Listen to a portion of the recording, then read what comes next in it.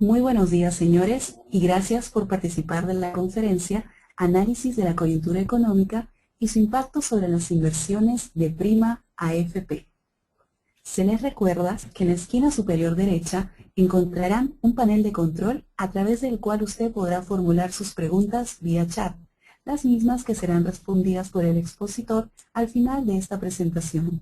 Ahora sí, vamos a dar inicio a la conferencia con nuestro expositor, José Antonio Roca, gerente de la División de Inversiones de Prima AFP. Muy buenos días a todos y gracias por participar de esta conferencia en línea sobre el análisis de la coyuntura económica y el impacto de las inversiones en prima. Rápidamente voy a comentar la agenda y la verdad es que la agenda bastante tradicional a la que hacemos en presentaciones anteriores. Voy a empezar a hablar muy generalmente sobre la economía global y después vamos a hablar un poco del desempeño de los mercados de renta fija y renta variable, tanto local e internacional, para entender un poco lo que ha pasado este año y lo que podría venir hacia el final del año y el año 2014. Y después cerramos con unas breves conclusiones para pasar a la ronda de preguntas, que como se mencionó, tienen una ventana de chat ahí en la cual podrían hacer las preguntas durante la conferencia. Y hablando de la economía global, empezamos a hablar de Estados Unidos y en realidad Estados Unidos el crecimiento parece tomar fuerza. Si uno ve, acá planteo solamente un par de indicadores en la diapositiva, pero si uno empieza a ver los datos de crecimiento, ve que se fortalece el crecimiento en niveles de 2.5-2.8% interanual. De hecho, estos datos están por encima de lo que han estado esperando los analistas e inclusive considerando factores como que en algún momento del año, a raíz de lo que se llamó sequestration, se decidió forzosamente recortar el gasto gubernamental de los Estados Unidos. Entonces, teniendo ciertos recortes de gastos, el hecho que la economía norteamericana siga en buen pie de recuperación, nos hace pensar que Estados Unidos va caminando bien en la senda de crecimiento. En el lado derecho de la diapositiva, lo que tenemos más bien es los indicadores que se llaman PMI, tanto de servicios y de manufactura. Básicamente los dos sectores están en territorio expansivo. Cada vez que este indicador está por encima de la línea del 50, lo que te dice es que estamos en territorio expansivo y están ambos holgadamente por encima del 50. Es más, si uno empieza a ver la composición de estos indicadores, va a ver que, por ejemplo, temas como nuevas órdenes de las empresas, que son indicadores muy adelantados de la economía, también marchan positivamente y hacen pensar que Estados Unidos no solamente ha podido sobrevivir al recorte de gastos, sino que probablemente se dirija hacia tener tasas de crecimiento más pronto que tarde por encima del 3%.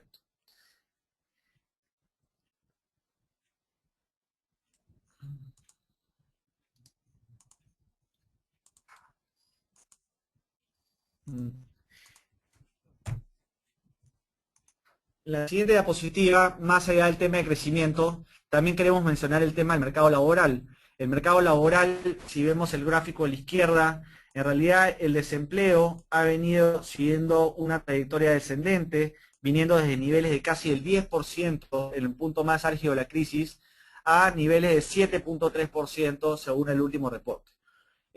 Esto hace pensar que eventualmente la tendencia nos va a llevar al nivel de desempleo del 6,5% que la Reserva Federal ha de alguna manera mencionado como una condición para empezar a retirar el estímulo monetario tan alto que se ha dado en los últimos años. Sin embargo, también es importante mencionar lo que se refleja en la línea naranja del gráfico de la izquierda, que es la tasa de participación. ¿Qué cosa significa esto? Significa qué porcentaje de la población realmente está participando en la población económicamente activa. Si nosotros pensamos que el desempleo es el porcentaje de la gente que no tiene empleo a pesar de estarlo buscando, en este caso lo que tenemos es que hay gente que ya dejó de buscar. Entonces, de una perspectiva de producción y crecimiento, el hecho de que la tasa de participación haya bajado no es del todo positivo, pero en el balance sí el tema de empleo viene bien. De hecho, eso se puede reflejar también en el gráfico de la derecha, donde tenemos la línea naranja, que es las contrataciones mensuales de empleados en Estados Unidos, y lo que podemos ver es que hubo un despido muy fuerte en algún momento de la crisis, pero ahora estamos con contrataciones mensuales bordeando los 200.000 las 200.000 personas. Eso es algo muy parecido a lo que veíamos en los niveles pre-crisis, también a niveles de 200.000. Entonces, estamos en niveles pre-crisis de alguna manera en términos de contrataciones, y en términos de lo que se llama Initial Jobless Claims, que es lo que está en las barras, también se puede ver que el nivel de pedidos de beneficio de desempleo están relativamente bajos y está bajos a nivel de lo que también se veía antes de la crisis. Entonces, en realidad, muchos indicadores más allá de la tasa de participación hablan de una recuperación gradual del empleo que lleva a pensar que eventualmente el retiro del estímulo monetario va a venir, y probablemente más cerca que lo que muchos piensan. Ahora bien, si bien se dan dos condiciones relevantes dentro del esquema de la Reserva Federal para retirar estímulo, una, siendo que el crecimiento viene bien, y dos, que el desempleo viene cayendo, hay también preocupaciones de que si la tendencia va a ser absolutamente lineal, y dos, hay temas de que la inflación en realidad en Estados Unidos no rebota, y en realidad retirar el estímulo cuando hay una inflación muy baja es un riesgo que la Reserva Federal posiblemente no quiera correr. De hecho, hasta ayer en la tarde, lo que esperaba el mercado es que de alguna manera la Reserva Federal haga lo que se denomina el tapering en algún momento de diciembre o por ahí en enero. Sin embargo, Janet Yellen, que sería la nueva presidenta de la Reserva Federal, se filtró de alguna manera a la prensa su mensaje que iba a dar hoy día, y en el mensaje básicamente lo que ha dicho es que el crecimiento de Estados Unidos todavía está muy lejos de potencial, y que lo que probablemente requiere la economía es que la política monetaria siga siendo bastante más acomodativa. Por lo tanto, lo que se esperaba hasta ayer en la tarde, que la Reserva Federal empiece a retirar el estímulo en diciembre, ya probablemente estemos hablando más del primer trimestre del próximo año, si fuera a suceder en el corto plazo. Pero Estados Unidos, a pesar de tener las cosas marchando relativamente bien, en realidad hemos tenido varios eventos de ruido que generan algo de volatilidad en el mercado. De hecho, el famoso tapering, que solamente lo que significa es que la Reserva Federal pasaría de comprar 85.000 millones de dólares mensuales en bonos diversos de Estados Unidos, eventualmente pasaría de 85 a números menores hasta llevarlo a cero. El mercado está muy entusiasmado sobre la posibilidad de que esto suceda en septiembre. No sucedió, la última expectativa era diciembre, y ahora estamos hablando probablemente del primer trimestre del año. Fuera de ese punto del tapering, en realidad ha sucedido varias cosas en Estados Unidos. Los republicanos y los demócratas no se pusieron de acuerdo con respecto al presupuesto que debería aplicar a partir de octubre, y eso llevó a que tuvieran que paralizar básicamente operaciones el gobierno, y fue una paralización llamada shutdown, que duró cerca de 16 días y es uno de los más largos shutdowns de la historia. El otro tema que también salió y generó algo de ruido fue el tema del límite de la deuda. Estados Unidos tiene un límite de cuánta deuda puede tomar aprobada por Congreso. Ese límite está en 16.7 trillones de dólares, como se puede ver en el gráfico a la izquierda abajo. Básicamente el límite lo paran moviendo año a año y lo paran topando, y lo que tenemos ahora es que ya están al límite y se tenía que elevar nuevamente el límite para poder seguir tomando deuda y financiar al gobierno. Ahora, tampoco se pusieron de acuerdo con respecto al límite de deuda, y han decidido que no haya límite hasta 7 de febrero del próximo año. Entonces, el gobierno ha vuelto a operar sin presupuesto, básicamente usando sus gastos normales, y tienen hasta el 15 de enero para aprobar el presupuesto. y tienen hasta el 7 de febrero para volarse el límite de la deuda, porque el límite de la deuda no existe hasta el 7 de febrero, que tienen que ponerse de acuerdo sobre un nuevo límite. Uno de los principales temas álgidos con respecto al presupuesto de Estados Unidos se refiere a lo que se llama Obamacare o al plan de salud que tiene Obama estipulado para el presupuesto. Eso de ahí está entrampando un poco las negociaciones. Nosotros creemos que los republicanos han perdido mucha credibilidad política y fuerza política a raíz de su posición dura en esta última negociación, y probablemente tengamos a unos republicanos con una posición un poco más moderada y de cara a lo que va a suceder en enero y febrero, y por lo tanto lo más probable es que haya menos ruido de lo que hemos tenido últimamente respecto a este punto, a estos puntos. Pasamos a hablar de Europa, y en Europa no me voy a detener mucho, pero Europa está pasando de una etapa recesiva claramente a una etapa más de crecimiento. Si vemos los crecimientos que se observaron o se están observando para el 2013, vemos un Portugal, España, Francia, Italia, todos en territorio recesivo, y ya mirando hacia el 2014, básicamente muchos de estos países van a pasar a tener crecimientos positivos y salir de la recesión, aunque todavía un crecimiento bastante moderado. La trayectoria es positiva, y además otro tema a considerar es que hace solo un año y medio o 2 años estábamos hablando de la posible disolución de la zona euro, que Grecia salía, que se rompía la unidad monetaria y cosas por el estilo. Podían ser eventos bastante disruptivos para el mercado. Estos riesgos hoy día están bastante más aminorados, y lo que tenemos realmente es unas economías creciendo débilmente o recuperándose lentamente, pero recuperándose al fin y al cabo, y un escenario mucho más predecible respecto a Europa de lo que teníamos hace solo 2 años. Con Europa somos parcialmente optimistas. Creemos que la recuperación económica todavía está empezando a agarrar viada, y eso de ahí tiene un cierto rezago sobre los resultados de las empresas. Los resultados de las empresas creemos que van a empezar a levantar en los próximos trimestres, y por primera vez hace unos meses decidimos regresar a Europa después de toda la turbulencia que hubo en los últimos años.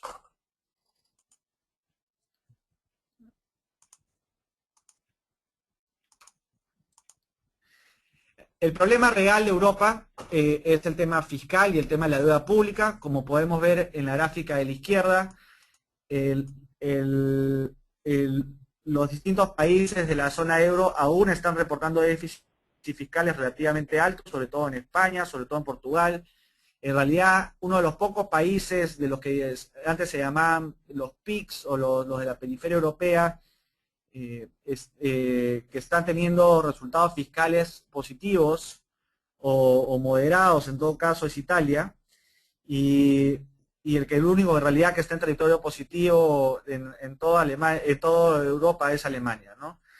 Pero más allá del resultado fiscal del año, también lo relevante es el stock de deuda. Y sí, lo que podemos ver a lo largo de toda Europa es que los países están altamente apalancados, con niveles de deuda que en casi todos los casos superan 80% del PBI. Solo para ponerlo en perspectiva, Perú está yéndose cada vez más por debajo del 20% del PBI, es decir, Perú estaría prácticamente pintado de color celeste en este gráfico, y incluso Perú, neto de la caja que tiene el gobierno, está prácticamente yéndose hacia niveles de 0% de deuda con respecto al PBI. Entonces, hay un tema de apalancamiento, de deuda relevante en estos países, pero por el momento están trabajando bien en reducir sus déficits, están trabajando bien en hacer más sostenible la deuda, y toda la zona euro está supervisando esta transición, y creemos que relativamente va en buen camino. No esperamos muchas sorpresas positivas de Europa, pero en todo caso ya los riesgos que percibíamos hace unos años están un poco fuera de la ecuación. Y en el caso de China, China es muy relevante para nosotros, para la demanda de commodities y cosas por el estilo, Y China en realidad en un momento se temía que este año pudiera desacelerarse de una manera que llegue al 7% del crecimiento anual. En realidad el crecimiento se ha estabilizado en niveles de 7,5, 7,6%. La línea azul de este gráfico lo que representa es cómo han ido variando los estimados de los analistas a lo largo del año. Y los analistas empezaron con un estimado cercano al 8, lo han ido moviendo más cercano al 7,5 y parece que va a terminar cerca del 7,6%. Creemos que esto es una buena noticia para nosotros y para China en general y los mercados emergentes, pero siempre hay que mirar a China con un poco de cautela. China incentivó mucho su economía durante la crisis global que se dio en el 2008 y lo incentivó mucho a través de endeudamiento, ya sea de las corporaciones, los gobiernos regionales o de las personas. Y eso en algún momento podría terminar pasando la factura. Pareciera que ese momento todavía no está cercano en el tiempo y podríamos estar relativamente tranquilos con respecto a China en el corto plazo, pero siempre con un desafío de mediano y largo plazo. De hecho, eso lo resalto en la siguiente diapositiva cuando vemos el tema de riesgos y vemos en realidad en el extremo instituciones como Fitch Ratings que sacó un reporte bastante lapidario contra la economía china diciendo que básicamente en China se estaba gestando la burbuja crediticia más grande de la era moderna. Un poco tratando de trasladar estos comentarios a cifras, lo que podemos ver en el gráfico de abajo es que China, antes de la crisis tenía cerca de 5 trillones de yuanes en deuda, entre todos sus componentes, ya sea deuda de gobierno, deuda de personas, deuda de las corporaciones. 5 años después adelantamos el reloj y no son 5 trillones, sino más de 15 trillones de yuanes, y eso ha crecido en una proporción de más de 66 puntos del PBI. Entonces es bastante relevante la subida, no es un tema menor en términos de la matemática fiscal y financiera de la empresa, y es un tema que hay que monitorear. Acá hay muchos comentarios hablando de la banca en la sombra, de alguna manera estos tipos de créditos que han sido sacados de balance por parte de los bancos. Hay temas de deudas de gobiernos regionales, hay varios temas que de alguna manera generan cierta preocupación, pero pareciera que por lo menos en el corto plazo está un poco contenido. Otro tema relevante a mencionar es que antes de ayer salieron los resultados del último plenario de China, que es una especie de congreso anual donde se toman las grandes directrices de política, y ahí realmente lo que se ve es que hay algunos cambios de timón que pueden ser relevantes para la economía en el futuro. Reformas estructurales, mayor bienvenida de inversión extranjera al país, y también temas como el darle título de propiedad a las personas de las zonas rurales. Hoy día las personas de las zonas rurales no tienen títulos de propiedad, y lo que se plantea hacer es darles títulos y poder empezar a transar esas tierras que podría de alguna manera incentivar el consumo o la inversión por parte de las familias, ya sea actualmente rurales o antiguamente rurales que todavía tienen derechos, no títulos, pero un cierto tipo de derechos sobre las tierras que dejaron. Entonces, una especie de el Ministerio de Capital de Hernando del Soto trasladado a la economía china es algo que podríamos ver en el futuro cercano en China, y también otras reformas interesantes que podían tomar la posta de alguna manera de una expansión que ha venido muy impulsada por inversión en infraestructura y endeudamiento alto a un crecimiento bastante más sano. Vamos a ver qué tan, el desafío probablemente es ver qué tan suave es esta transición de una modalidad de crecimiento a otra. Y con eso básicamente termino la parte de economía y me gustaría pasar más bien al mercado de renta fija y las perspectivas que nosotros vemos. Primero, creo que es importante empezar con una parte un poco educativa, simplemente para entender un poco de qué estamos hablando.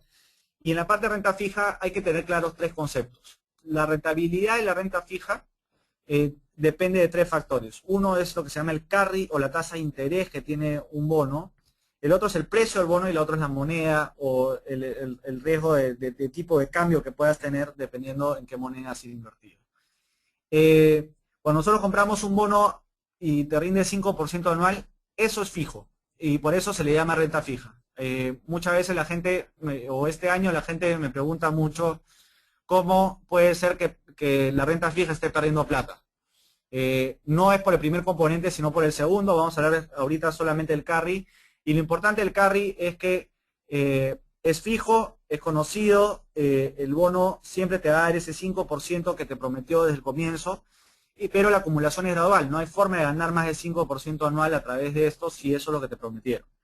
Ahora, el hecho que las tasas de interés en ciertos bonos puedan haber pasado del 5 al 6%, estamos hablando de que cada dólar o cada sol adicional que ustedes nos den para invertir, en lugar de invertirlo a 5, lo vamos a invertir a 6, y eso es positivo hacia adelante. Por eso lo pongo ahí resaltado en verde en la parte de abajo del gráfico. Pero cuando uno tiene una subida de 1%, por ejemplo, de 5 a 6, en el carry solamente vas a ver un crecimiento de 1% anual. Sin embargo, en el precio se empieza a reflejar todo inmediatamente y podemos tener un efecto bastante más exponenciado, por ejemplo, caídas en el precio de 7, 10% en el precio de un bono por la subida de tasas de 1%. Es un efecto inversamente proporcional. Suben las tasas de interés, baja el precio. Ahora, lo importante de mencionar aquí es que lo que ha cambiado es el valor actual. El valor final no cambia, ¿ya? Y eso es una cosa que hay que tener bastante presente. Los bonos que nos invertíamos 100 hoy día y nos daban 110 de acá a un año o 2 años, nos van a seguir dando el mismo 110 y de cara al afiliado, de cara a ustedes, ustedes van a ver ese valor final y va a ser exactamente el mismo. La diferencia es que hoy día eso que nosotros decíamos que valía 100 vale 99 o vale 98. El valor actual es lo que ha cambiado y vemos posiblemente un retroceso en la renta fija en lo que va del año, pero una cosa muy importante que mencionar es que el valor final no ha cambiado. Y la parte de moneda es un lugar donde no tratamos de hacer de alguna manera inversiones significativas fuera del sol y del dólar. Sin embargo, este año el sol ha sufrido una devaluación relativamente alta y la moneda también, las monedas en general tienen mucha volatilidad. Lo que resalto aquí en rojo es que, a diferencia del tema precio, en el caso de moneda, podríamos no ver que regrese totalmente a donde estaba. O sea, que el nuevo sol que llegó a niveles de 2.56, si no me equivoco, pensar que va a regresar a 2.56 lo vemos un poco más improbable y estamos planteando la premisa de que probablemente el tipo de cambio se quede más o menos donde está. Entonces, carry es mejor de alguna manera lo que ha pasado, que subió las tasas, porque la reinversión que vamos a hacer la vamos a hacer a tasas más altas. En términos de precio hay un retroceso en el valor actual de los bonos, pero hacia el futuro deberíamos ser absolutamente neutrales de lo que ha pasado en ese precio.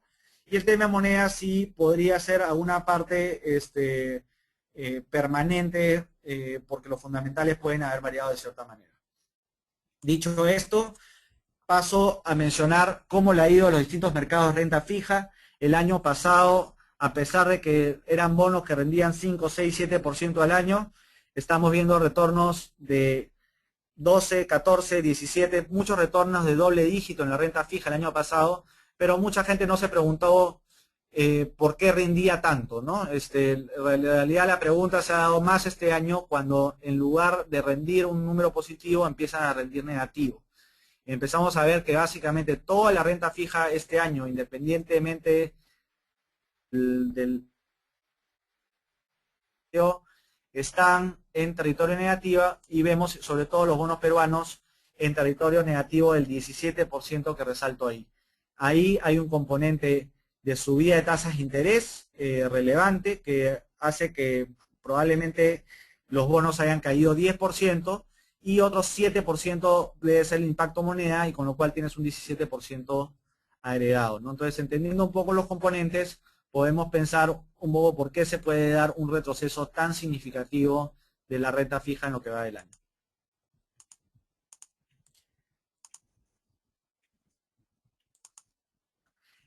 Yendo a la renta fija local, la gráfica de arriba de la diapositiva lo que muestra es qué ha pasado con las tasas de interés de los distintos bonos soberanos locales. Y en realidad, hasta mayo de este año, las tasas de interés venían en tendencia a la baja hasta que la Reserva Federal empezó a hablar del famoso tapering y las tasas cambiaron de dirección. Ahora, ¿el mercado ha sobrereaccionado? Probablemente no, pero sí ya empezamos a ver que las tasas de largo plazo en Perú, que están graficadas en la tabla de abajo, que esto es al 11 de noviembre, ya empiezan a acercarse a niveles del 7%. 7% anual, independientemente de la volatilidad en precios que podemos tener a corto plazo, es atractivo de cara a mediano y largo plazo.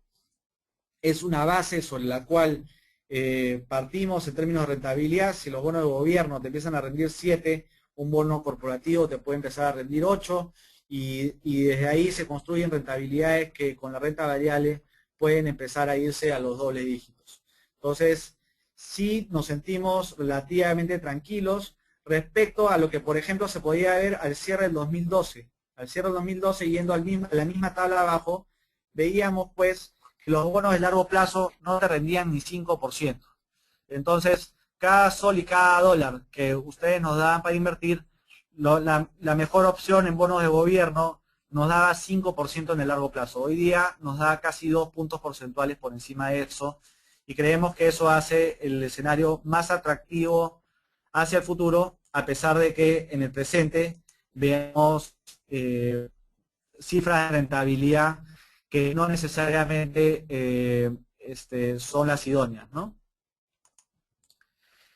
En el nuevo sol y el tipo de cambio hay un tema bien importante que mencionar. Aquí no voy a entrar punto por punto, pero lo que quería resaltar aquí es que lo que ha pasado en el año en términos de presión sobre el tipo de cambio que se ve en la columna de la izquierda, aquí si lo podemos ver, en realidad la columna de la izquierda ha tenido distintos factores, han tenido presión sobre el tipo de cambio, todos en un muy corto plazo en magnitudes relativamente altas. En 2014 pensamos que muchas de estas variables empiezan a moderar. Pensemos que cuando se empezó a devaluar el sol, hubo mucho nerviosismo por parte de los distintos agentes, y hemos sabido pues de personas que han pasado sus depósitos de soles a dólares, sus deudas de dólares a soles. Eso hace que haya demanda por dólares por ambas transacciones. Los bancos moderando sus posiciones de cambio, también comprando dólares. Los inversionistas como nosotros comprando dólares, e incluso las empresas que tenían balances descalzados también comprando dólares. Entonces, todos hemos salido al unísono a comprar dólares, y eso ha generado mucha presión sobre el tipo de cambio. Creemos que esas presiones deberían moderarse de cara al 2014, quizás ciertas presiones menores por el tema de las cuentas externas y cosas por el estilo, pero nada que realmente nos preocupe sobre una devaluación tan pronunciada como la que hemos visto en los últimos meses, ¿no? Y lo otro positivo es que el Banco Central de alguna manera dio señales de que 2.8 o alrededor de 2.8 es un lugar donde ya se empieza a sentir incómodo, y probablemente lo defienda a través de ventas directas de dólares en el mercado. Esto de alguna manera también hace pensar que una mayor devaluación podría ser algo improbable en el corto plazo, ¿no? Para cerrar el tema de renta fija, yo quería comentar básicamente, si ponemos las cosas en la balanza, hay algunos aspectos negativos de corto plazo, que los pongo en el lado derecho y por eso los resalto de otro color, y hay varios aspectos positivos más bien de mediano y largo plazo, y eso hace que el entorno sea positivo hacia adelante.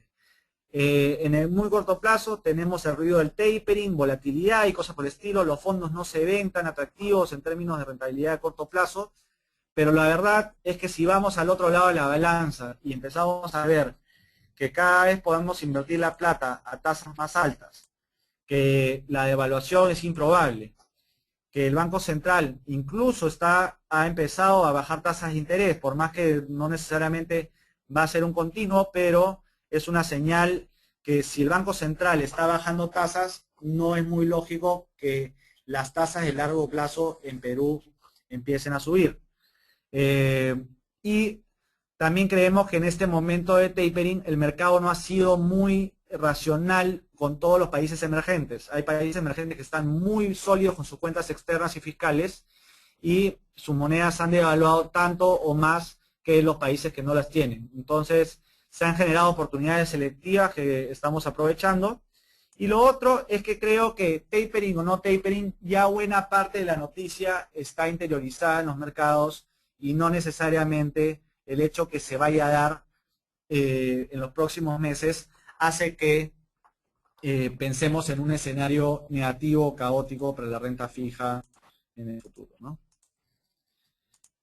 Pasamos a la renta variable. En la renta variable hemos tenido un 2012 en el cual prácticamente toda la renta variable emergente y desarrollada estaba en territorio positivo, pero más bien en el 2013 ya empieza a haber un comportamiento bastante divergente.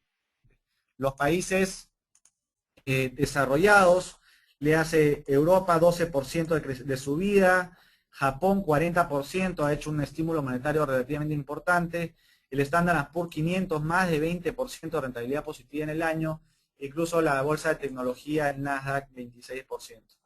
Vamos al otro lado de la ecuación y vemos mercados emergentes en negativo, pero también se resalta Perú con 25% negativo. Entonces, hay una diferencia bastante abismal entre lo que ha pasado en los mercados desarrollados y los mercados emergentes, que no creemos que tenga una explicación tan racional y tan fuerte, ¿no? Y ahorita vamos a entrar un poquito a explicar precisamente estos puntos. La bolsa local, si uno ve los estimados de los analistas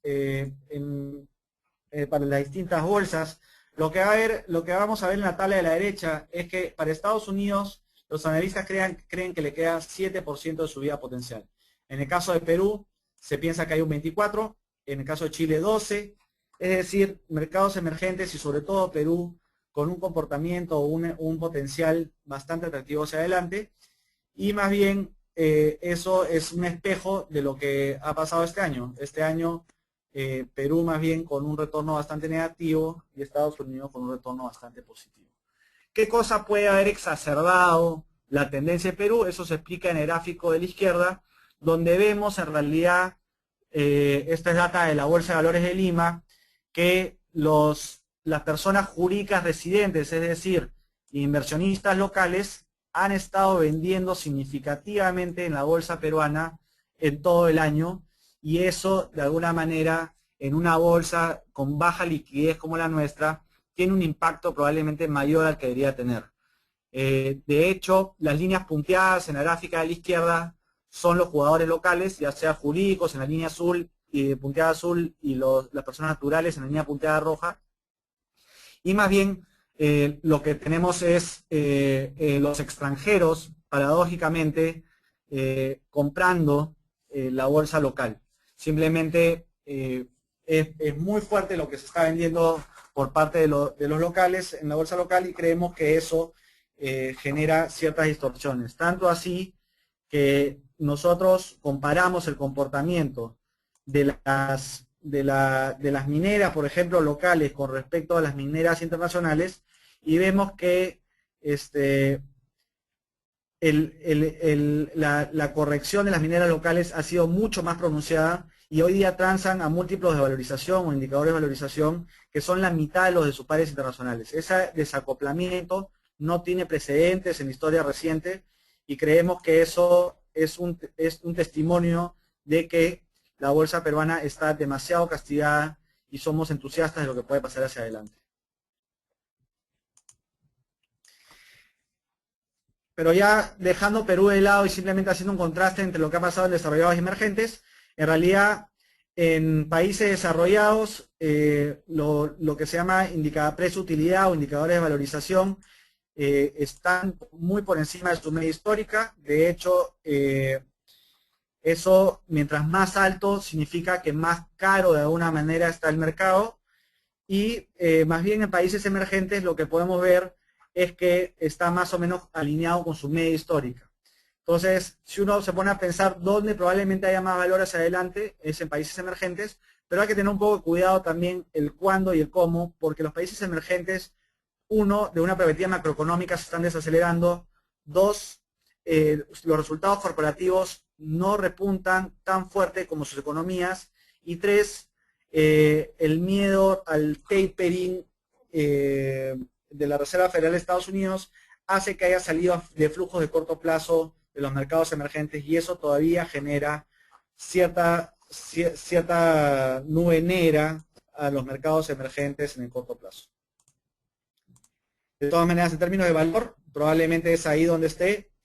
Y un tema que refuerza lo que estoy comentando es que si uno, por ejemplo, se va a Estados Unidos, que es el mercado desarrollado más representativo, lo que tenemos es, el punto uno que quiero resaltar, es que los pronósticos para el Standard & Poor's durante el año han subido 15%. Es decir, si esperaban 100, que el índice cierre a fin de este año en 100, los analistas han ido gradualmente subiendo su pronóstico 15% y ahora está como en 115 el estimado.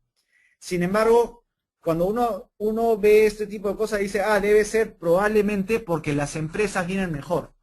Sin embargo, cuando empezamos a ver el punto 2 que resalto aquí, en realidad los estimados para las empresas no han subido en el año. Es más, durante el año los estimados de los analistas han bajado ligeramente.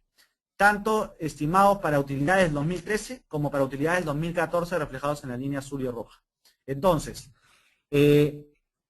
esto lo que dice es, no se condice la subida gradual de estimados para el índice con respecto con la bajada gradual de estimados para los resultados de las empresas. Normalmente uno buscaría un alineamiento de estos dos, y eso lo que te dice es que el mercado lo que esperaba es que haya muchos flujos de entrada hacia renta variable y que independientemente de cómo le vaya a las empresas, el mercado iba a subir porque iba a haber mucha liquidez y cosas por el estilo. Entonces, un mercado más manejado por liquidez que por la parte fundamental, que es la que a nosotros nos interesa, que es los resultados de las empresas.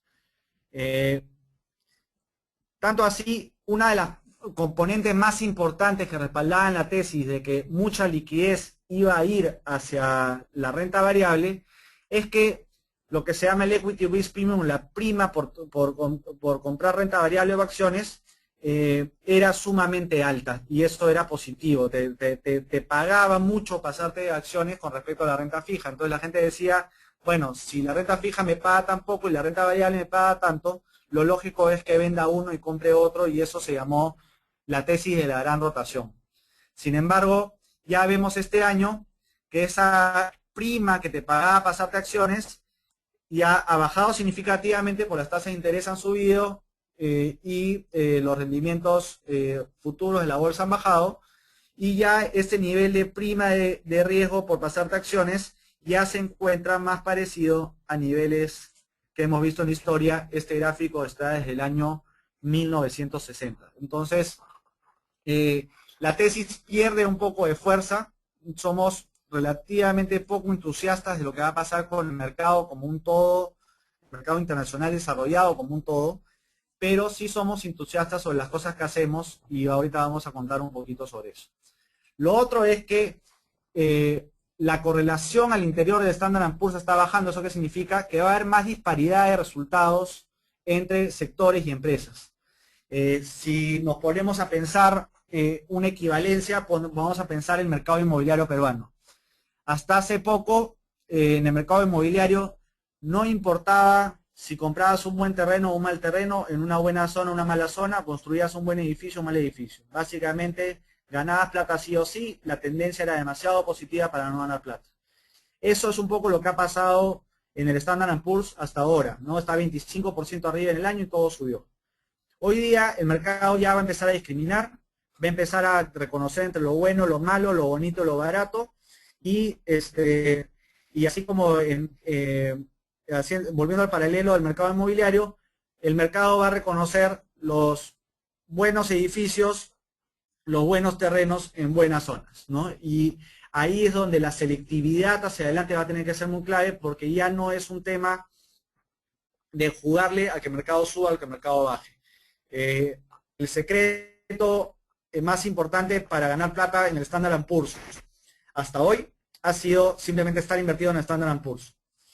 Y hacia adelante va a ser elegir dentro del Standard & Poor's lo que le va a ir bien respecto a lo que no le va a ir tan bien, ¿no? Entonces, volviendo al tema de balanzas, ya más en renta variable, pero parecido al formato renta fija, aquí no he hecho una descomposición entre los que son factores de corto y largo plazo. Voy a tocar las partes negativas primero. Es que, primero, la posibilidad de un rally, una subida muy pronunciada, está más o menos descartado. Y lo otro es que los mercados desarrollados se han encarecido y eso le quita atractividad a los mercados en general. Ahora, vayamos al lado positivo. Gran parte de las inversiones están en el mercado local y la bolsa local cada vez se vuelve más atractiva. Eso es un positivo. Lo otro es que hay oportunidades específicas en mercados emergentes que han sido golpeados junto con el resto de mercados o contagiados, pero creemos que acá se están dando oportunidades muy interesantes. Lo otro que voy a desarrollar un poquito más en los próximos minutos es que los mercados van a ser mucho más selectivos y nosotros creemos que tenemos una estrategia de selectividad bien diferenciada. Creemos que el sistema en general o muchos inversionistas tienden a recomponer sus portafolios en base a índices y en base a mercados. Yo creo que ya los mercados como un todo ya no van a tener un performance tan bueno y más bien es la selectividad, es decir, más al sector, a la industria o a la empresa, lo que va a marcar la diferencia.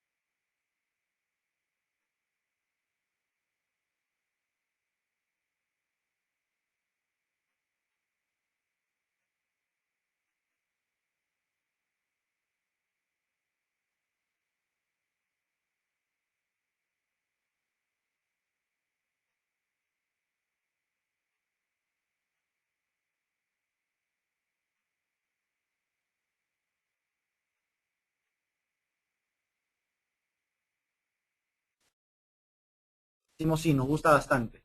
Creemos que es una tendencia que no está sujeta al ciclo, creemos que es una tendencia que muy clara en el mundo entero, y ahí identificamos empresas que son líderes en sus espacios, que tienen modelos diferenciados, que tienen un performance importante, ganando market share o participación de mercado gradualmente. Ahí algunas de las empresas identificadas son estas, seguimos explorando el universo dentro de esta tesis, pero básicamente lo que quiero llegar con esto es, yo me siento bastante tranquilo sobre esta tendencia, no necesariamente sobre la tendencia de consumo en general. Y por eso es que buscamos este tipo de tesis, tenemos mucha convicción con respecto a estas tesis y podemos invertir tranquilos acá, independientemente de que si no estamos tan convencidos que la bolsa norteamericana le va a ir extremadamente bien, ¿no? Otro tema, otra tesis que tenemos en marcas aspiracionales, crecimiento de clase media y clases altas en mercados emergentes. Este tipo de cosas son tendencias bastante claras. Y acá tenemos un par de empresas identificadas, pero son más las que estamos explorando. Muchos conocen estas marcas, Michael Kors, Tumi. Para que se den una idea, Michael Kors reportó hace una semana, si no me equivoco, sus resultados, y las ventas de las mismas tiendas que tenía el año anterior subieron 22-23%. Entonces, son tendencias de crecimiento bastante claras, y lo que vemos en la gráfica de esta diapositiva es que independientemente de lo que ha pasado en la crisis las ventas no cayeron. Acá se ve en el 2008-2009 las ventas no cayeron, y entre lo que va del 2007 al 2013 estimado, el crecimiento va a ser ha sido de 35% anual.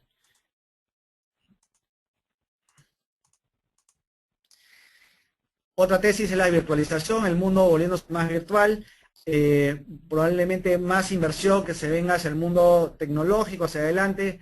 Creemos en esta tesis. Hoy día Cisco reportó relativamente mal, creemos que es un tema transitorio. De todas maneras, habíamos moderado mucho la exposición de Cisco, habíamos tomado muchas ganancias, y en realidad ya nos queda muy poco invertido ahí.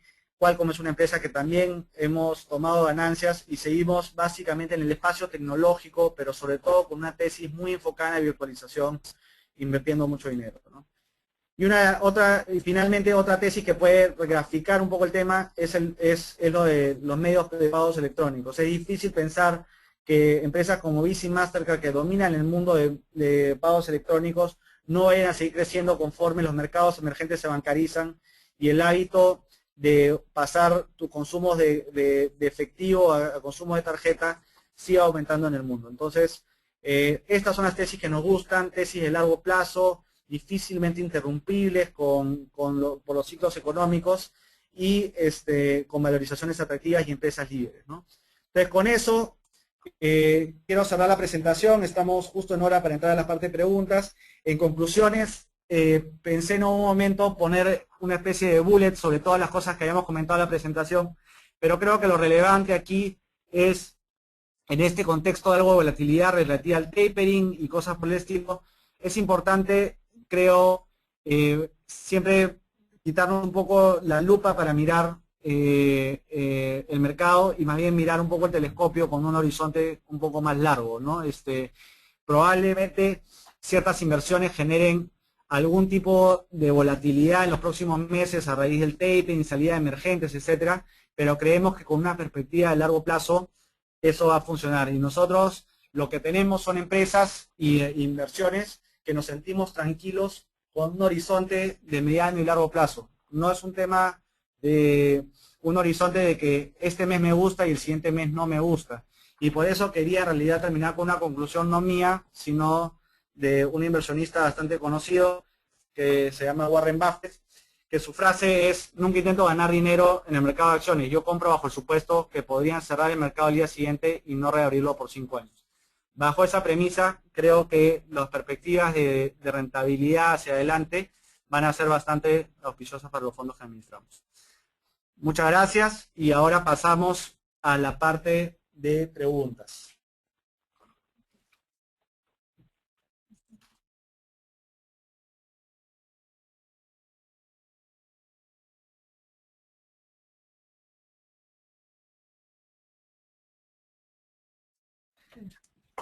A ver, una de las preguntas que toqué de alguna manera superficialmente durante la presentación pensando que después del primer trimestre la Fed puede reducir el estímulo, ¿cuál será el comportamiento del dólar en el Perú de abril en adelante? ¿Algún estimado o tendencia y el próximo año? A ver, una cosa a considerar es que los mercados empiezan a anticipar todo antes de que suceda. O sea, si la perspectiva de que la Reserva Federal empiece a hacer el tapering el primer trimestre de este año, eso ya está interiorizado hoy día. Lo que no estaría interiorizado hoy día es que lo hagan mucho más acelerado de lo que se cree, y que las tasas de interés en Estados Unidos, las de corto plazo, las de política monetaria, suban más rápido de lo que todo el mundo cree. Pero hoy día el tipo de cambio está donde están las expectativas respecto al tapering, y no creo que el hecho de que se materialice el tapering cambie la perspectiva de tipo de cambio. Dicho esto, creemos que el tipo de cambio va a estar en una banda muy cercana al 2.80, no tenemos un estimado zanjado para el cierre del próximo año. Hay gente que se ha ido hasta los 3 o 3.10 soles por dólar de acá a 1 o 2 años, y hay gente que se ha ido hasta debajo de 2.6. Yo creo que ambos escenarios los veo improbables. Creo que una apreciación muy acelerada no está dentro de nuestros escenarios más latentes, y tampoco el hecho que hay una devaluación muy pronunciada por los motivos que mencioné. Muchas de las presiones que se dieron a corto plazo sobre el sol no creemos que sean repetibles en el tiempo. Creemos que ha sido una masa muy grande de compras en un plazo muy corto, y eso de alguna manera ha limitado el tema. Entonces, yo creo que es sano pensar que el tipo de cambio va a estar volviendo al 2.80. No creemos que se vaya materialmente en ninguna dirección, ya sea de devaluación o de apreciación. Y en todo caso, si fuera a empezar a tender a devaluarse, creemos que el Banco Central podría estar cerca a mayores intervenciones e impedir que eso suceda.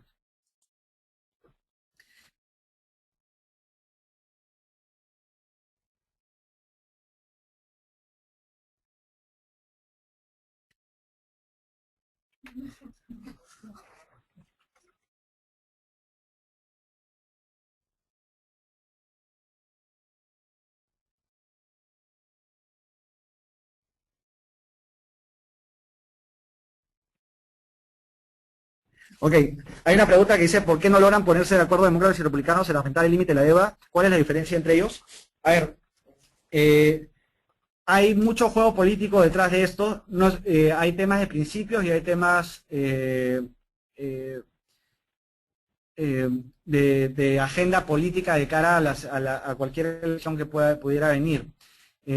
Yo creo que la deuda de Estados Unidos está siguiendo una trayectoria alcista relativamente acelerada, aunque sí hay muchos esfuerzos para reducir el déficit fiscal de manera pronunciada. Dicho esto, la agenda de los republicanos es limitar el gasto, limitar el endeudamiento de deuda y poner cartas sobre el asunto sobre una prudencia mucho mayor respecto al gasto. Claro, es mucho más fácil pedirlo cuando no es el gobierno que está al mando. Evidentemente, si hay muchos recortes, el techo de deuda no se eleva significativamente. Los demócratas que están en el gobierno tienen mucho menos margen de acción. La economía probablemente, este escenario tuviera un impacto sobre la economía, y eso podría bajarle los puntos a los demócratas de cara a unas siguientes elecciones. Entonces, ese es un poco el tira y afloja que se está dando relacionado al tema del límite de deuda y también al tema del presupuesto, porque una cosa no puede ir sin otra. Lo paradójico de esto es que una vez que aprueban el presupuesto, el límite de deuda es una consecuencia debería ser una consecuencia es decir, tú no puedes aprobar un presupuesto que es mayor de gasto, que es mayor a tus ingresos, y no permitir más deuda. O sea, ¿cómo puedes gastar más de lo que recibes si no aumentas el límite de deuda? Entonces, están relativamente interconectados, pero son dos negociaciones que se llevan un poco separadas y a veces no son congruentes. A veces se aprueba un presupuesto que va a hacer volar el límite de deuda, ¿no? Entonces, es un tema que creo que siempre va a regresar, siempre lo hemos visto año tras año, lo mencioné en el gráfico que presenté sobre la deuda americana, y básicamente si no se ponen de acuerdo, Estados Unidos hace impago, ¿no? Entonces, yo creo que nadie en su agenda política tiene mandar a Estados Unidos a un default, pero sí estiran la pita un poco hasta, si la fecha límite es un día 15, hasta el día 15, hasta las 11:59 de la noche están peleando el tema, ¿no?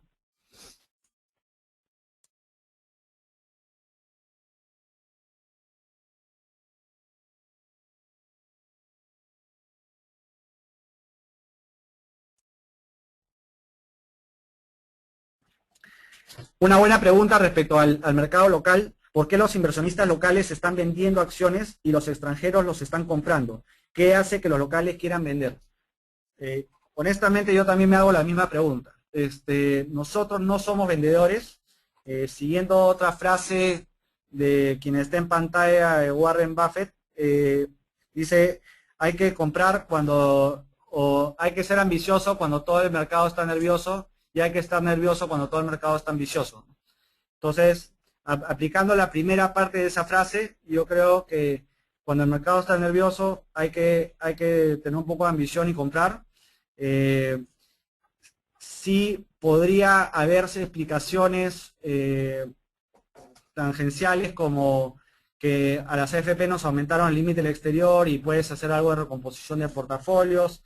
Ha habido un proceso de consolidación en la industria también que puede hacer que quieran recomponer su portafolio de una manera u otra, pero simplemente desde nuestra perspectiva al menos a ciertas valorizaciones, a ciertos valores no nos hace tanto sentido y más que ser vendedores junto con los demás inversionistas locales tendemos a ser un poco más compradores.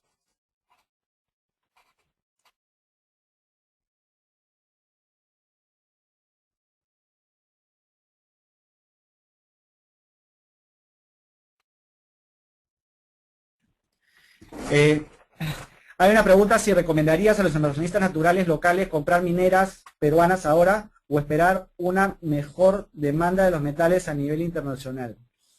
A ver, yo creo que aquí hay un tema muy importante, que es el tema de del desacoplamiento o la incongruencia entre lo que pasa con las mineras locales y lo que pasa con el mercado de metales en general. Los metales no han caído significativamente en lo que va del año, con excepción del oro. Los resultados de las empresas mineras peruanas vienen bien y vienen incluso mejor que las de sus pares internacionales. Sin embargo, las mineras locales se caen entre 40 y 60% en términos de dólares y las mineras internacionales, algunas hasta están en territorio positivo o ligeramente negativo. Entonces, hay valor, hay valor. Se va a materializar este valor en el corto plazo, va a depender de dos factores. Un factor es que los inversionistas locales que hoy día generan gran parte de la venta salgan un poco de la ecuación. Empresas tan ilíquidas con tanta venta siguen sufriendo las consecuencias. Lo mencioné hace un rato, o sea, los niveles, los múltiplos de valorización o los indicadores de valorización de las mineras peruanas son la mitad de los de las extranjeras. Es decir, para que haya una convergencia, las mineras peruanas tuvieran que subir 100%. Yo no creo que van a subir 100%, creo que se justifica cierta divergencia, pero pongámosle que deberían estar por lo menos algunas 50% por encima de donde están.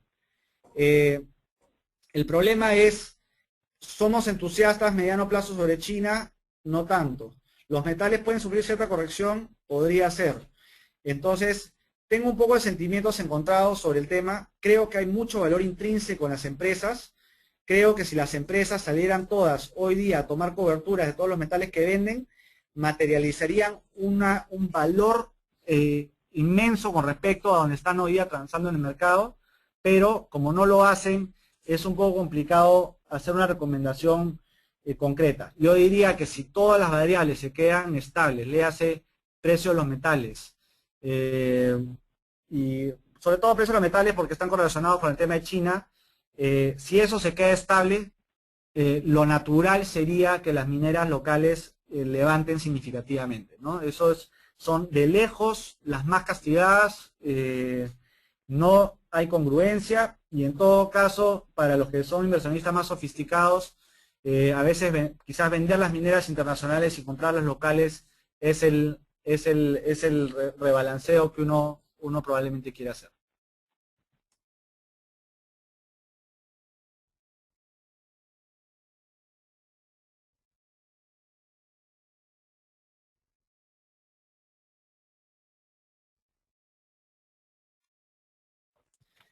A ver, hay una pregunta que dice, ¿cuál es la tasa referencial real en Estados Unidos, Europa, en el Perú? En Perú sería 1%, es decir, 4%, que es la tasa de política monetaria, menos la inflación estimada de 3, te da 1% real. cómo afectaría el rendimiento de la bolsa de valores, inversionistas no residentes y en la renta fija se aumenta, afecta a los globales peruanos. A ver, no me queda tan clara la naturaleza de la pregunta, voy a tratar de responderla como la veo. Las tasas de interés han estado en territorio real negativo en los mercados desarrollados durante un buen tiempo. Si nos ponemos a pensar, Estados Unidos con tasas de política monetaria entre 0 y 0,25 y Europa también por ahí, lo único que te dice es que con cierta inflación positiva la tasa de interés real cae en territorio negativo. En Perú estamos con tasas de interés reales aún positivas. Creemos que si la inflación baja, también la tasa de referencia del gobierno, del Banco Central podría bajar y mantener todavía la tasa real en niveles cercanos a los que está. ¿Qué implicancias tiene? Yo diría que en el mercado internacional el contexto de pasar de una tasa real negativa a potencialmente una tasa real positiva en el corto o mediano plazo hace que las perspectivas del oro puedan tener ciertos desafíos hacia adelante. Una de las cosas precisamente que favoreció las perspectivas del oro fue la tasa de interés reales negativas en el mundo desarrollado, y hoy día eso empieza a revertirse, aunque creemos que no va a ser tan significativo el impacto. Sobre lo demás, en realidad, hoy día, por los niveles moderados de tasas y de inflación, no veo que esa sea una variable relevante de impacto sobre la Bolsa de Valores de Lima, más allá del tema de oro que mencioné. Y sí, efectivamente, las tasas de interés en Estados Unidos y Europa empiezan a migrar a territorio positivo, nosotros nos quedamos iguales. Naturalmente, es posible que haya una recomposición de portafolios de los inversionistas globales que saquen plata de los mercados emergentes o de Perú y se vayan de regreso a sus mercados que ahora les empezaría a rendir un poco más. Todavía yo diría, lo dije hace un rato cuando hablaron del tapering, creo que ya todo o buena parte de eso está ya bastante interiorizado por los inversionistas. No creo que el hecho que se materialice este escenario cambia un poco los precios. Los precios ya cambiaron a raíz de la expectativa futura.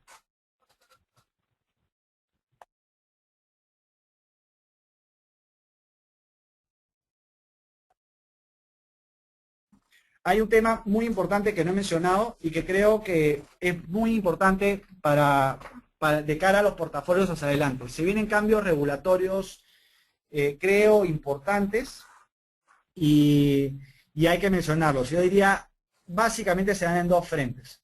Uno es el cambio de normativa respecto a usar derivados financieros y otro es también el cambio de normativa respecto a los fondos alternativos de inversión. Los fondos alternativos nos permiten invertir en empresas que no están listadas en bolsa a través de fondos de private equity, nos permite invertir en infraestructura real a través de fondos de infraestructura, nos permite invertir en inmuebles a través de fondos inmobiliarios, y eso debería cobrar una relevancia mucho mayor hacia adelante.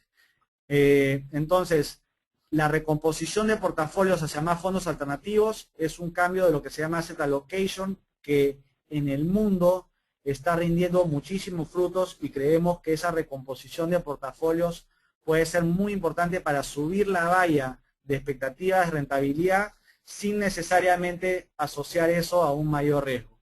Entonces, primer punto positivo que se viene es un tema de mediano y largo plazo, pero se va macerando y gestando desde ahora.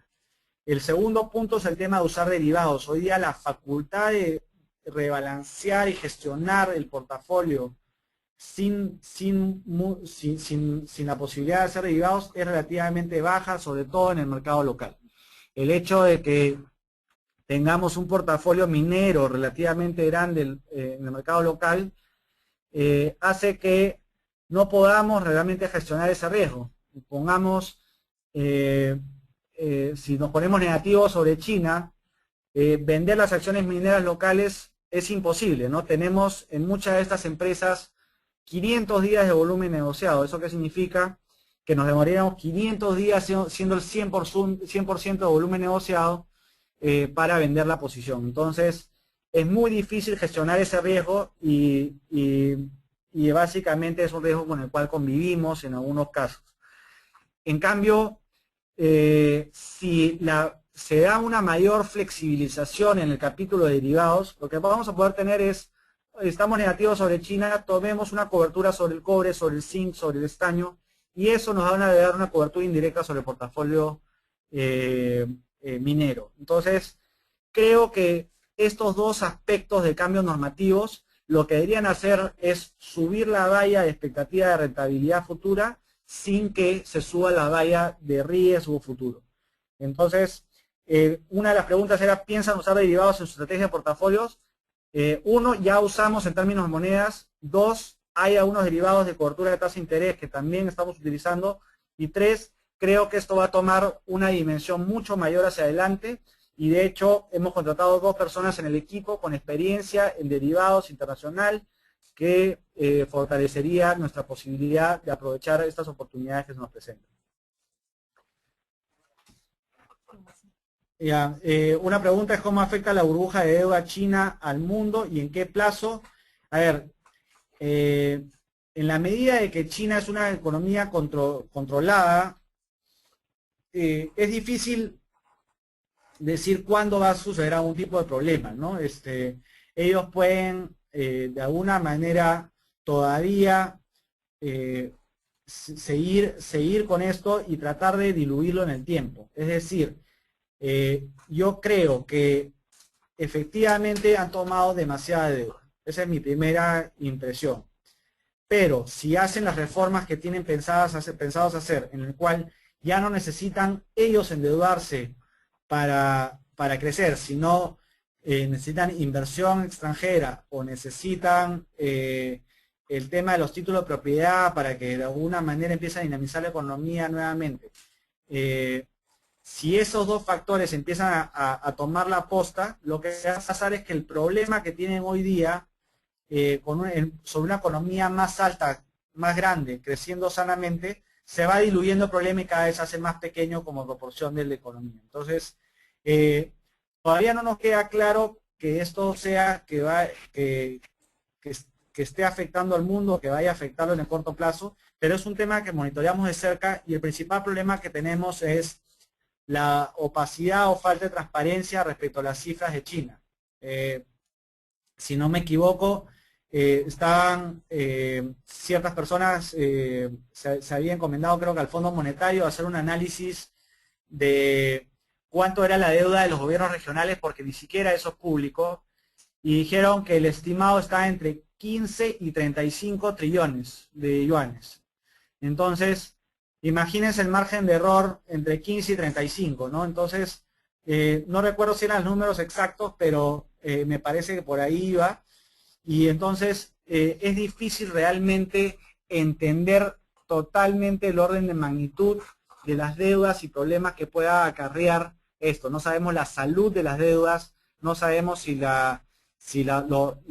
endeudamiento de las personas está teniendo morosidad o no, no sabemos si la deuda tomada por los gobiernos regionales fue utilizada eficientemente o no, y esos son los tipos de cosas que nos generan de alguna manera algo de incertidumbre, ¿no? Hay otra pregunta que dice, ¿cuál sería el porcentaje de crecimiento del mercado de renta variable para el 2014? ¿Cuáles serían los sectores líderes en este crecimiento?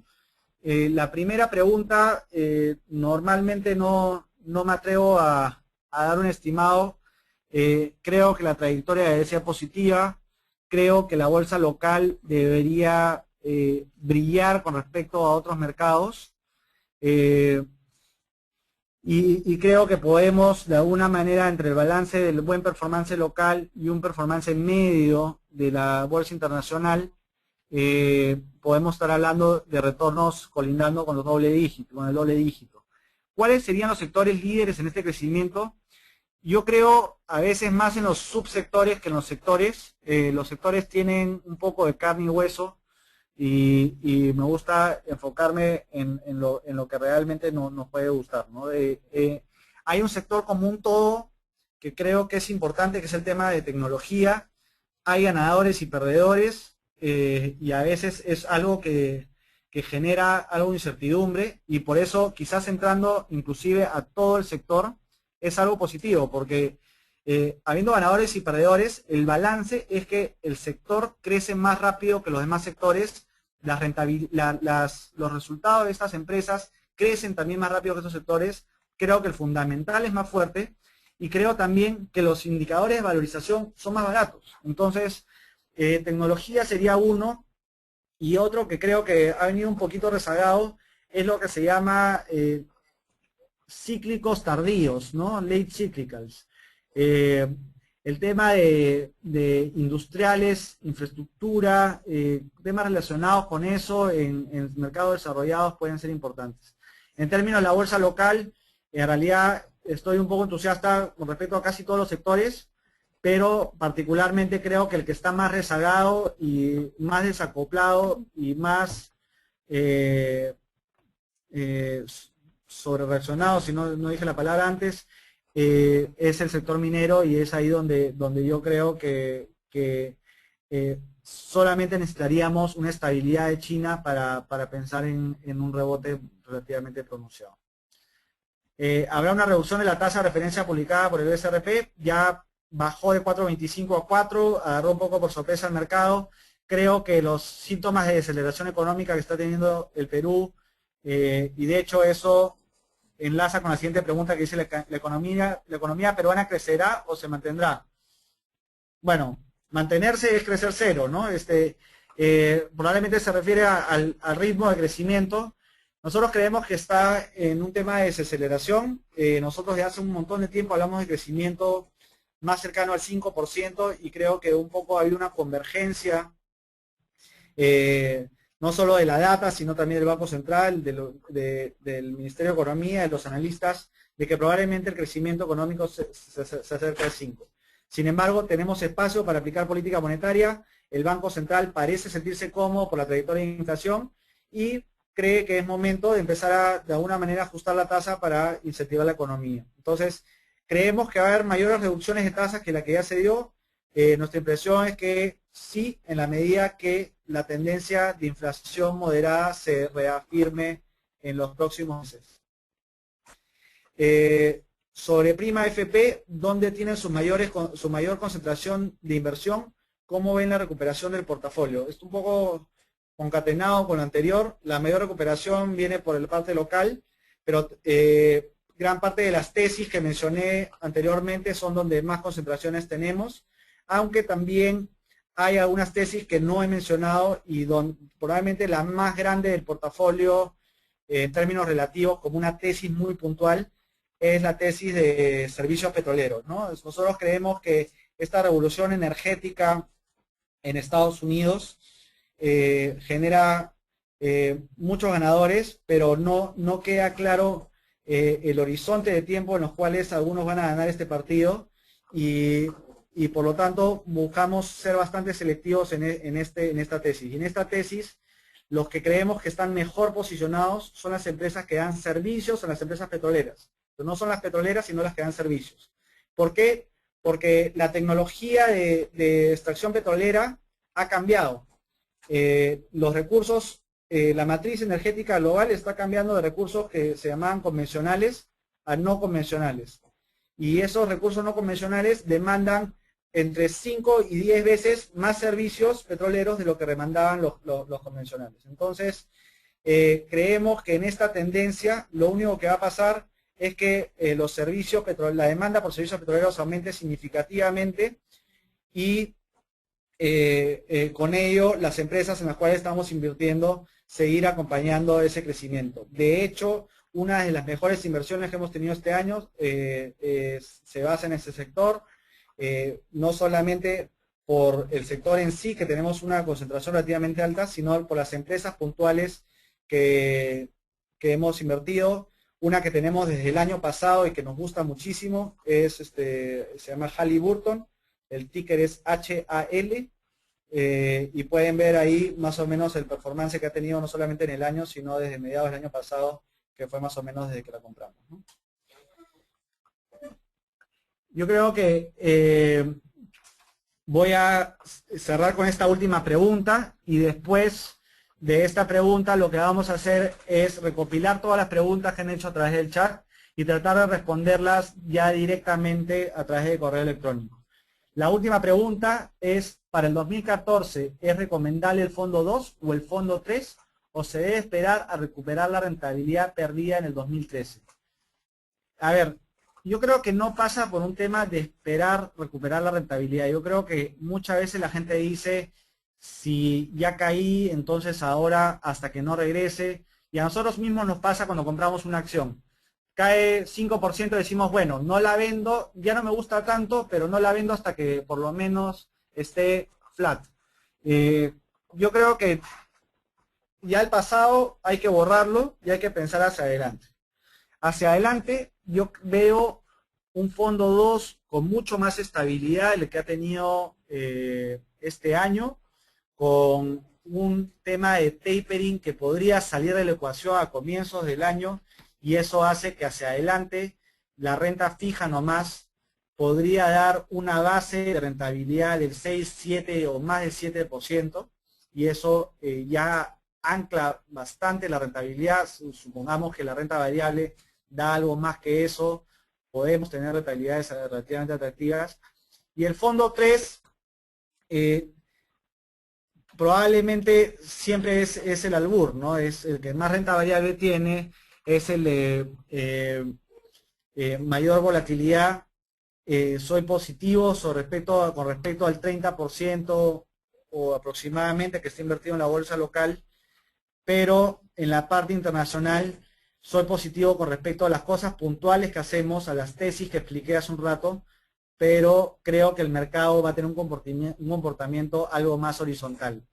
Si no me equivoco, los estimados de crecimiento de las utilidades de las empresas para el próximo año sería del orden del 7%, y 7% entonces es lo que esperaría probablemente que pudiera subir el mercado desarrollado. No es una gran rentabilidad del mercado desarrollado, pero más allá de que si es 0, 3, 7 o lo que sea, en realidad lo importante aquí es que creo que lo que estamos haciendo va a tener una rentabilidad diferenciada y mejor a lo que podía proveer el mercado en su conjunto.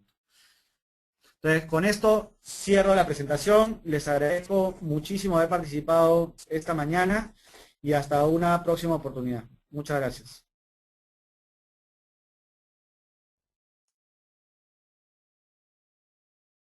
Señores, damos por concluida esta conferencia.